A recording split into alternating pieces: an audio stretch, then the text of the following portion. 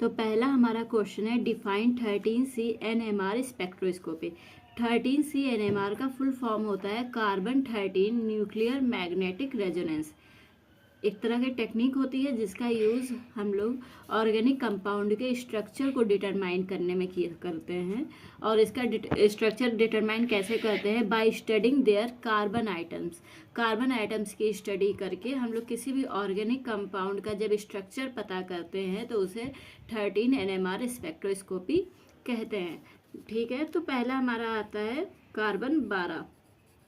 अगर हम लोग कार्बन 12 की बात करें तो इसमें 6 न्यूट्रॉन होते हैं और 6 ही क्या होते हैं? प्रोटॉन होते हैं। दोनों ही इवन होते हैं और इसमें I की वैल्यू 0 होती है, इसलिए ये NMR एक्टिव नहीं होता है।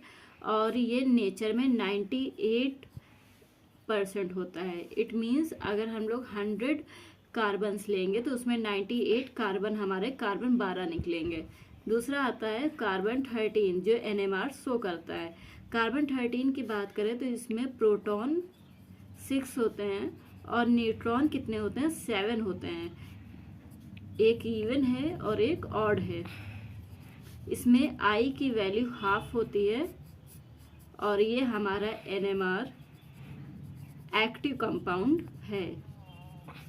फिर बात करते हैं कार्बन 14 की। कार्बन 14 की बात करें तो इसमें प्रोटॉन हमारे 6 होते हैं और न्यूट्रॉन 8 होते हैं। दोनों ही इवन होते हैं और इसमें I की वैल्यू 0 होती है और ये NMR शो नहीं करता है। इसकी नेचर में अबेंडेंस 0.01% होती है और इसकी नेचर में अबेंडेंस 1.1% होती है। मतलब अगर हम लोग 100 कार्बन लेंगे तो उसमें एक कार्बन ऐसा होगा जो कार्बन 13 होगा। इसलिए NMR स्पेक्ट्रोस्कोपी में जो हमारा सैंपल होता है वो हमें ज़्यादा सैंपल की ज़रूरत पड़ती है, क्योंकि बहुत कम कार्बन ऐसे होते हैं जो कार्बन 13 होते हैं और वो NMR शो करते हैं। ठीक है, हमारा सेकंड क्वेश्चन है what do you understand by fingerprint region in IR spectroscopy.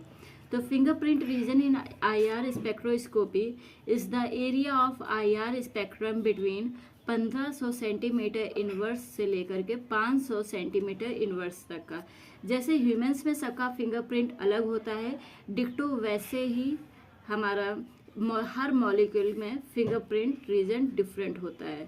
ठीक है, अगर 2 मॉलिक्यूल हैं, अगर उनके यहाँ तक कि फंक्शनल ग्रुप भी सेम है तो भी उनका फिंगरप्रिंट रीजन डिफरेंट होगा।